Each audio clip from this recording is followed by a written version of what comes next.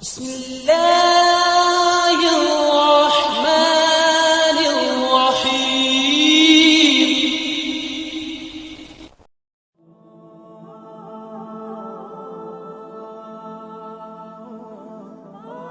وہ آدمی جس میں تنہائی میں اللہ کا ذکر کیا، اللہ کو یاد کرنے بیٹھ گیا، کوئی دیکھنے والا نہیں تھا، وہ تنہا تھا، حجرے میں تھا، اپنے بند کمرے میں تھا، اپنے رب کو یاد کیا۔ اللہ کی یاد کرتے کرتے اس کی آنکھوں سے آنسو ٹپکنے لگے، اس کی آنکھیں آنسوؤں کا خراج دینے لگی۔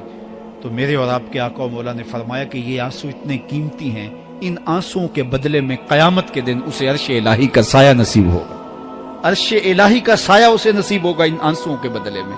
رومی علیہ رحمہ فرماتے ہیں جہاں پانی گرتا ہے وہاں سبزہ اگتا ہے، جہاں آنسو گرتے ہیں وہاں رحمت اترتی ہے۔ تو اس لیے جو اللہ کی یاد میں رونے کا لطف ہے اور اللہ کی یاد میں آنسو بہانے کا اجر اور صلہ رکھا گیا ہے، یہ گناہوں کو دھو ڈالتا ہے، یہ اندر کی صفائی اور ستھرائی کا سبب اور ذریعہ ہے۔ میرے اور آپ کے آقا و مولا نے فرمایا راتوں کی تنہائیوں میں اٹھ کے قرآن پڑھا کرو اور قرآن پڑھتے ہوئے رویا کرو۔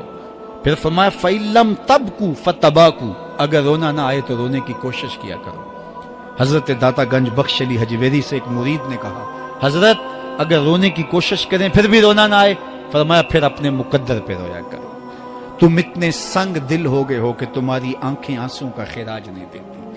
جو رونا نہیں جانتا وہ اللہ کی رحمتوں کو اور اللہ کی کرم نوازیوں کو کیسے سمیٹ پائے گا؟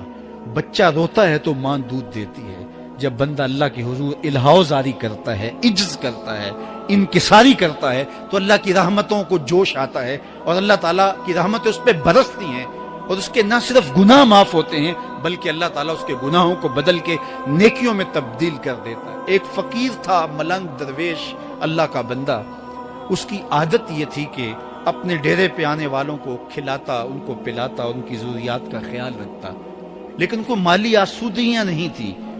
ہوتا یہ تھا کہ بعض اوقات لوگ آتے تو ادھار لے کر کے وہ لوگوں کو کھلا دیتا۔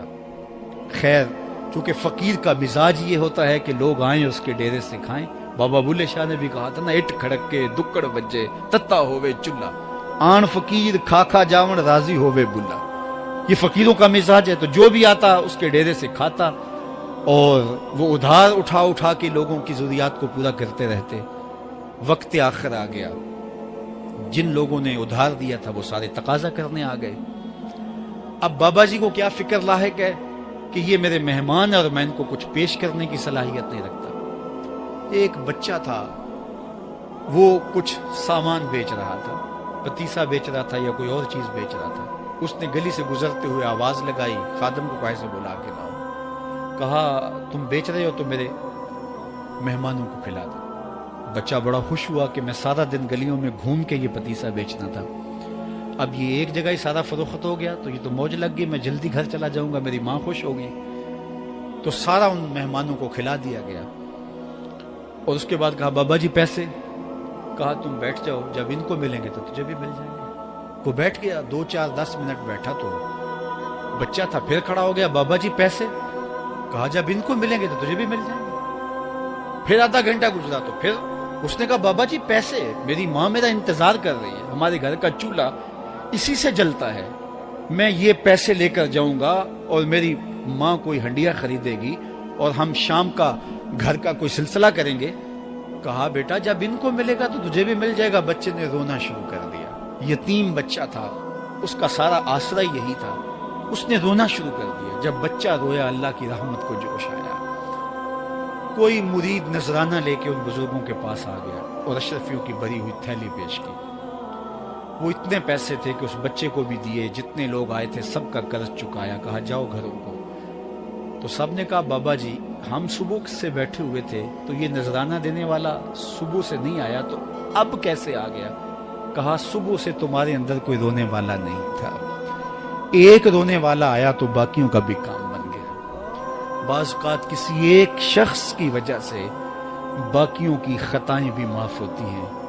آج ہم اجتماعی طور پہ تا حد نظر اندر باہر اوپر نیچے اتنے لوگوں کے ہجوم میں اللہ کی بارگاہ سے یہ توقع رکھتے ہیں کہ مالک اتنے ہجوم میں کوئی ایک تو ہوگا جو تیرا لاڈلا ہوگا، کوئی ایک تو ہوگا جو تیرا بہت قریبی ہوگا، کوئی ایک تو ہوگا جس پہ تیری رحمتیں برسیں گی، تو مالک اس کے صدقے سے ہماری خطائیں بھی معاف کر دے، ہمارے گناہ بھی معاف کر دے۔ کوئی ایک رونے والی آنکھ مل گئی تو باقیوں کا بھی کام بن جائے گا۔ اٹھ فریدا ستیا تے میلہ ویکھن جا، وت کوئی بخشیا مل جاوے تے تو ہی بخشیا جا۔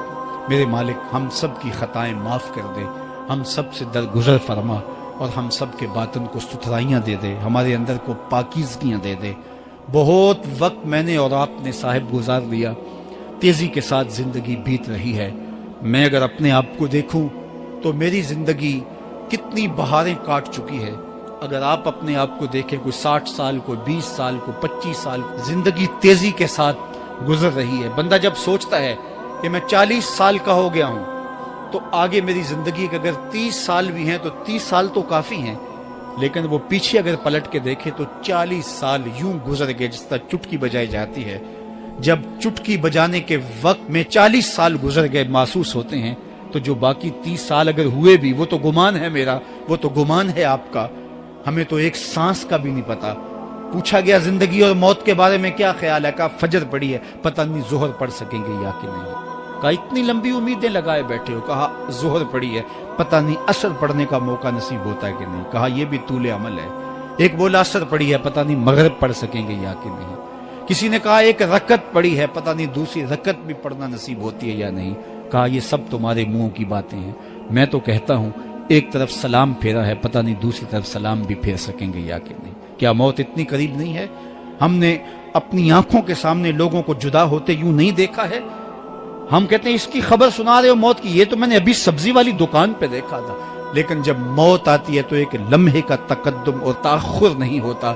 تو صاحب آئیے اپنی زندگی کو اللہ اور اس کے رسول کی راہوں پہ ڈالے۔ آج وقت ہے، آج موقع ہے، آج توبہ کا دروازہ کھلا ہے، کل سب کچھ نہیں ہوگا۔ آج اس کی رحمتیں آواز دے رہی ہیں، آج وقت ہے، وقت پر کافی ہے ایک قطرہ بھی آب خوش ہنگام کا، جل گیا جب کھیت برسا می تو پھر کس کام کا۔ اب آئیے سنیے، اس کائنات کے اندر ہمیں وہ خواتین ملیں گی جو پردے کے پیچھے تھی، لیکن پردے کے سامنے ماں نہیں آئی، عبد القادر جیلانی آئے۔ ماں پردے کے پیچھے تھی، پردے کے سامنے فرید الدین گنج شکر آئے۔